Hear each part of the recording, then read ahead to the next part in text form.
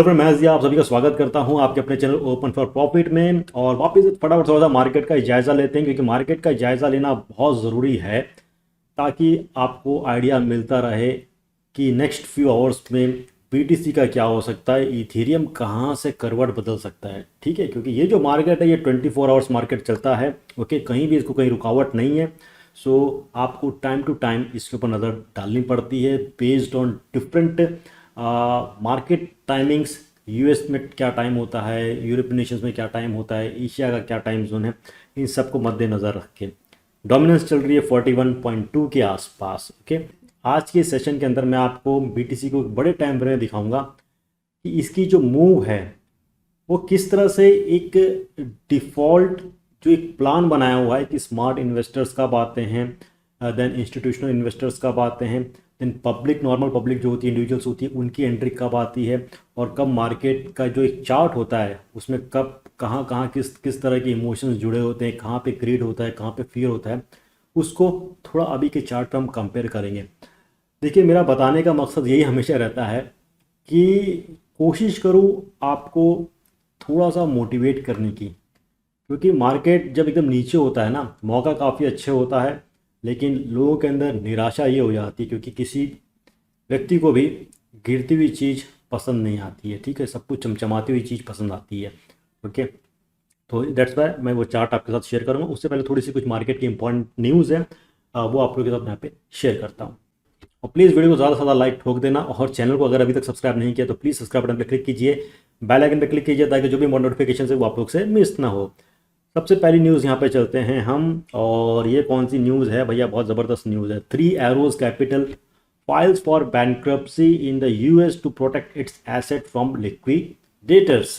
और यहाँ पे इन्होंने फाइल किया है for chapter 15 bankruptcy in New York. In short समझाता हूँ, जैसे मैंने आपको पहले भी कहा था कि ये जो बड़ी बड़ी जो लैंडिंग फर्म्स होती हैं, ठीक है, कैपिटल फर्म्स होती हैं, इनके बहुत बड़े बड़े इन्वेस्टर्स होते हैं, और जब ये एक इंसॉल्वेंसी के कगार पे आ जाती है, मतलब कि जहाँ से पैसा लिया जाता है, ये पैसा लेते हैं और बाद में उनको चुका नहीं पाते हैं, that is called insolvency. Okay, और उस समय क्या होता है कि जो क्रेडिटर्स होते हैं वो इनके माल को लिक्विडेशन करने की कोशिश करते हैं, या मतलब एज़ पर जो एग्रीमेंट्स होते हैं वो लिक्विडेट करने की कोशिश होती है। अब चैप्टर 15 जो है, जहाँ तक मेरी नॉलेज है, जो मैंने थोड़ा सा पढ़ा है, उसमें ये है कि यूएस के अंदर हैं, तो ये जब चैप्टर 15 फाइल करते हैं तो यूएस के अंदर जो इनके एसेट्स हैं उनको थोड़ी सी बचाने की कोशिश की जाती है लिक्विडेशन से, और फ्रॉम फॉरेन क्रेडिटर्स जो होते हैं। ओके, उस हिसाब से कुछ रहता है, बट स्टिल काफ़ी तकलीफ़ के अंदर ये चल रहा है, और इनकी अगर लिक्विडेशन हो जाती है तो बहुत ज़्यादा मार्केट को फ़र्क आएगा। ओके, यहाँ पे पढ़ सकते हैं, 3 Arrows Capital started facing financial difficulties due to Luna's and UST collapse in early May. In mid-June, 3 Arrows Capital failed to meet some margin calls and was eventually liquidated on several of its Bitcoin and Ethereum trading positions. अब इनका एक और creditor है जिसका नाम है Voyager Digital, have since come knocking demanding that 3 Arrows Capital repay its debt. ठीक है, this has thus resulted in the liquidation order by a British Virgin Island court earlier this week. ठीक है, तो ये सारी चीज़ें थोड़ी सी खतरे वाली चल रही है, और बहुत है, ये एक कंपनी नहीं, ऐसे तो कितनी कंपनीज होंगी, ओके, जिनकी हालत खस्ता है, कितने ने अपने विड्रॉल्स बंद कर दिए हैं, और बहुत सारे बेचारे लोगों के जो क्रिप्टो एसेट्स हैं वो भी एक्सचेंज के ऊपर फंस गए हैं कि भैया करना है तो हमारे इस पे करो, हम नहीं निकालने देंगे। ठीक है, क्योंकि उनके पास पैसा ही नहीं है। डेट्स पर मैं हमेशा से कहता हूँ कि जब मार्केट में इस तरह की पैनिक सिचुएशन है, अपना फंड्स निकालो, हार्डवेयर वैलेट पे डालो। ठीक है, उसके बाद से जाने दो जिस एक्सचेंज को कहाँ भी जा रहा है। ओके, आपका पैसा सेफ है। ओके, जब तक आपका पैसा आपके पास नहीं है वो आपका पैसा नहीं है, वो आपके लिए सिर्फ एक आंकड़े दिखा रहा है। ठीक है, स्क्रीन पे आंकड़े दिखाना कोई बड़ी चीज़ नहीं है। दिखा दिया कि हाँ आपके पास अभी 10,000 USDT दिख रहा है, स्क्रीन पे दिख रहा है, लेकिन रियल में है कि नहीं है, या वहाँ से उड़ा दिया गया है। ठीक है, तो इस बात को थोड़ा सा सोचना। दूसरी खबर पे यहाँ पे आते हैं, कुछ र्यूमर्स अभी चले थे कि केयू कॉइन जो है वहाँ पे भी जो विड्रॉल्स हैं उसको फ्रीज कर दिया गया है, तो उनके सीईओ ने तुरंत बाहर निकल के और कहा कि भैया ये सारे जो फंड्स हैं, और इस गिरते मार्केट में इस तरह के रूमर्स फैलाए जाते हैं, और उनका एक मेन ये इंटेंशन रहता है कि मार्केट को गिराए और नीचे माल उठाया जाए। ठीक है, अब कोई भी सामने से ये तो नहीं कहेगा कि हाँ सही में हमने विड्रॉल्स बंद कर दिए। ठीक है, तो वी नेवर नो ये फर्ड है, रूमर है, सही है, गलत है, क्या है। Okay, not sure who is spreading these sheer rumors and what their intentions are, but KuCoin does not have any exposure to Luna, 3AC, Babel, etc. No immense suffer from any coin collapse, no plan to halt withdrawal, everything on KuCoin is operating well. अच्छी बात है। ठीक है, next, इस दुख के माहौल में कुछ अच्छी खबर सुनने को ये मिल रही है कि Mexican senator proposes bill to make bitcoin legal tender. Proposes हुआ नहीं है, प्रपोजेज। ठीक है, लीगल टेंडर। ठीक है, तो ये देखिए क्या होता है कि बहुत सारे कंट्रीज़ पहले भी मतलब बहुत इच्छुक थे, बहुत इंटरेस्टेड थे जब बीटीसी बहुत पीक पे था। एल सल्वाडोर ने एंट्री ली, उसके बाद से बहुत सारी कंट्रीज़ के नाम आ रहे थे, वेनेजुएला ये सब का भी नाम आ रहा था। अब मैक्सिको है, वो भी ये देख रहा है कि भैया बिटकॉइन बहुत नीचे आ चुका है और हम यहाँ पे अगर एंट्री लेते हैं, क्योंकि ये सब कमज़ोर कंट्री है, कमज़ोर देश हैं। ठीक है, इनको कुछ ना कुछ चाहिए रहता है।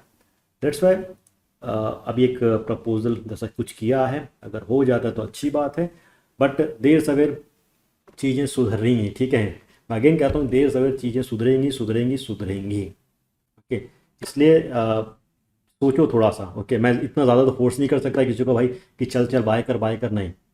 आप अपने हिसाब से देखो, ये हर मार्केट के सिनेरियो। अभी देखिए फॉरेक्स गिरा हुआ है, गोल्ड गिरा हुआ है। ठीक है, उसके साथ आप S&P 500 देख लीजिए, वो गिरा हुआ है। ओके, सिल्वर गिरा हुआ है, उसके बाद स्टॉक मार्केट, सारी चीज़ें गिरी हुई हैं।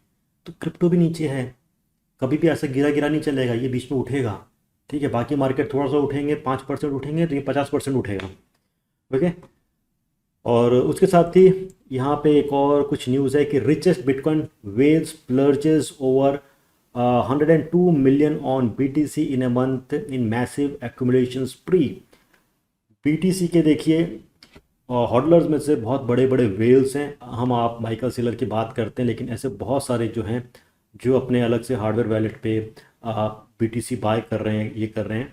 तो रिसेंटली जो सबसे एक और बड़ा वेल है BTC का, उसने जून महीने के अंदर अच्छी खासी BTC बाई की है, 500 BTC बाई किया है, और उससे पहले टुकड़े टुकड़े में 600 815 के आसपास बाई किया है। तो अच्छी खासी बाइंग चल रही है बाई वेज। ठीक है, ये ग्राफ यहाँ पे दर्शा रहा है। ओके, तो आपको उनको पता नहीं चलता है, क्यों? क्योंकि आपको हमारी जो नज़र होती है वो एक्सचेंज के चार्ट्स पे होती है, हमें दिखता ही नहीं कि यहाँ पे प्राइस ऊपर गया, लेकिन उनकी जो इतनी क्वांटिटी में बाइंग होती है that is from the OTC होती है। और मैं तो एक ही चीज़ को बस बहुत गौर से देख रहा हूँ, समझ रहा हूँ, और मुझे काफ़ी अच्छी खासी उसमें से हिम्मत मिली है CZ की बात ये सुन के कि माइकल सेलर और एल सल्वाडोर जो है, ठीक है, वो कभी भी प्रॉब्लम में नहीं रहेंगे। अभी वो बाय कर रहे हैं, लोग हंस रहे हैं, बट उनकी हंसी सबसे लास्ट होगी, और they want be in any type of problem. ठीक है, बिकॉज CZ को सब पता रहता है कि कब मार्केट चढ़ेगा, कब गिरेगा। ठीक है, दुनिया का सबसे जो क्रिप्टो एक्सचेंज, सबसे बड़ा क्रिप्टो एक्सचेंज है, उसको भाई ओनर है, CEO है, तो उनको सब मालूम ही होगा अच्छा खासा। ठीक है, तो थोड़ा सा वो सुन के एक आइडिया लेना चाहिए मार्केट के अंदर। ओके, वीडियो को लाइक ठोक देना भैया। ओके, थोड़ी बहुत हमको भी सपोर्ट कर दिया करो इस गिरते मार्केट के अंदर। ओके, हमारी कोशिश तो यही रहती है कि बढ़िया से बढ़िया चीज़ ला के आप लोग को टाइम टू टाइम अपडेट किया जाए, ताकि जब आप चीज़ों से अपडेट होते हैं ना, तो अंदर में इतना ज़्यादा डर नहीं रहता है। ठीक है, अब मैं जिस चीज़ के बारे में यहाँ पे बात कर रहा था वीकली चार्ट के अंदर, ये जो है ये आप सबको पता होगा इमेज। ठीक है, 2018 से हम देखते हुए आ रहे हैं कि मार्केट के अलग अलग फेज़ होते हैं। पहले टेक ऑफ होता है, सेल ऑफ होता है, बेयर ट्रैप होता है, मीडिया टेंशन, एंथुसियाज्म होता है, ग्रीड, डिल्यूजन्स, ये सारी चीज़ें होती हैं, इस हिसाब से आता है। फिर डिस्पेयर होता है, रिटर्न टू द मीन होता है। ओके, सेम चीज़ को हम यहाँ पे वीकली चार्ट पे आते हैं इस तरह से। ओके, आई होप आपको यहाँ पे दिख रहा होगा। ठीक है, सेम चीज़ हमने यहाँ पे ड्रॉ की है, देखो इस चार्ट का, ये हो गई हमारी मीन लाइन हो गई, और हम अभी यहाँ पे खड़े हैं। हम कहाँ पे खड़े हैं? अभी डिस्पेयर पे आना बाकी है। डिस्पेयर पे आना बाकी यानी कि कुछ 14,000 के आसपास। ठीक है, अगर यहाँ तक आता है और कहीं उससे प्राइस अगर नीचे इस हिसाब से आता है, ये जस्ट मैं चार्ट कंपैरिजन करके आपको बता रहा हूँ। ऐसा नहीं कि अगर ये इस हिसाब से जो मैंने ड्रॉ किया है इट मीन्स कि प्राइस 4,000 5,000 2,000 तक आ जाएगा, ऐसा नहीं। जस्ट जो एक इमेज है, ठीक है, इमोशंस के साथ एक जो ड्रॉ किया गया है किस हिसाब से, सेम चीज़ को चार्ट्स के ऊपर देख के हम अगर यहाँ पे ड्रॉ करते हैं तो ये जो फेज़ है it is very important phase, जहाँ पे हम 14,000 के आसपास कुछ अगर BTC आता है तो अच्छी बात है, अदरवाइज़ हमारी अभी भी कुछ एंट्रीज़ हैं, यहाँ से ऊपर आता है तो भी हम प्रॉफिट के अंदर रहेंगे, ठीक है। तो ये यहाँ से आता है और वापस अगर ये मीन लाइन को टच करके एक ऊपर की तरफ करवट बदलता है तो अगेन इन केस अगर सपोज कीजिए 14,000 आता है, उससे थोड़ा नीचे आता है, तो अगेन 14,000 जो होगा that will be a very very important level, जिसको तोड़ता है तो एक नया फेज़ वापस से यहाँ पे स्टार्ट होगा, ठीक है। तो ये एक डिसाइसिव जोन होगा कि यहाँ से नीचे आता है कि यहाँ से ऊपर आता है, ठीक है। अगर यहाँ पे नहीं आता है और 17,000 से पलट जाता है तो भी कोई बात नहीं है, ठीक है। तो ये जस्ट आपको एक आइडिया दिया है कि we are this much close to the despair level, इस लेवल के आसपास हम, ठीक है। अब सीधा मैं इथेरियम के चार्ट पे लेके चलता हूँ और इथेरियम के बारे में हम थोड़ा सा डिस्कस करते हैं, ठीक है। यहाँ पे ABCD पैटर्न बना हुआ है, AB is equal to CD, exactly उसी हिसाब से चला है और ये यहाँ पे इसका एक बॉटम दिख रहा था कि यहाँ तक आएगा, कि स्टिल चीज़ें बेयरिश हैं। ये एक लेवल है 950 के आसपास, बट मेरे हिसाब से जहाँ पे मैं इथेरियम को देख रहा हूँ कि 750 के आसपास एक अच्छा खासा लेवल हो सकता है उसको उठाने का, ठीक है। तो ये क्लस्टर जोन हो सकता है, स्टिल चीज़ें थोड़ी सी नेगेटिव है और BTC अगर वापस से थोड़ा सा नीचे आता है तो आराम से 834 का लेवल भी ब्रेक होगा और हम 750 के लेवल पे ऑफकोर्स देख सकते हैं, ठीक है। और फिर वहाँ से एक रैली आ सकती है। तो ये एक काफ़ी क्लस्टर जोन है, यहाँ से एक पुल बैक होता है तो 1151 के आसपास एक अच्छा खासा यहाँ पे रेजिस्टेंस है। इन द सेंस कह सकते हैं कि 1150 1150 जो होगा ये एक इम्पॉर्टेंट आपका एक लोकल रेजिस्टेंस समझ जाइए कि अगर इसको तोड़ता है तो आप वापस से थोड़ा बहुत ऊपर की तरफ मूव देख सकते हैं, ठीक है। और ये कोई इम्पॉसिबल नहीं है, बहुत सारी अनएक्सपेक्टेड चीज़ें हुई हैं इस मार्केट के अंदर और आगे भी चलती आएगी, ठीक है। और जस्ट एक मैं ऊपर से कैलकुलेट करता हूँ कि अभी ये मार्केट टॉप से कितना नीचे तक गया है, 78% के आसपास गया है। और बहुत सारे लोग ये भी कह रहे हैं कि हर मार्केट में जो बॉटम मारा है वो 84% के आसपास मारा है। तो मैं वहाँ तक भी देखता हूँ तो 750 के आसपास इथेरियम आ रहा है। और अगर मैं BTC का भाई हम थोड़ा सा चेक कर लेते हैं कि ये अपने टॉप से अगर नीचे आता है यहाँ से, ओके, तो इसका 84% आता है समवेयर 10,850 के आसपास, ठीक है। तो दोस्तों ये था क्विक अपडेट ऑन BTC का जो एक साइकोलॉजिकल चार्ट होता है विथ इमोशंस, उसको हमने BTC के वीकली चार्ट से कंपेयर करके देखा है कि हम अभी कहाँ पे हैं और डिस्पायर वाला जो एक लेवल है उसके आसपास हम 14,000 के आसपास अगर आता है तो आ सकता है वहाँ तक, ठीक है। वो आप लोगों के साथ मैंने शेयर किया है। This is just information what we see over the charts by comparing different facts with respect to the history and with respect to the psychological emotions with what we see over the charts। तो आप लोग को मैंने समझाया तो थोड़ा सा देख लेना, समझ लेना। इथेरियम का मैंने आपको बताया है कि 750 would be a very good level और BNB मैं कहूँगा अगर 150 के आसपास 150 के आसपास, ठीक है। और आप लोग के भी क्या विचार हैं इस मार्केट को लेके प्लीज़ कमेंट करके बताइएगा, कोशिश करूँगा वन टाइम रिप्लाई करूँ। तो जल्द मिलेंगे, तब तक take care, have a great day.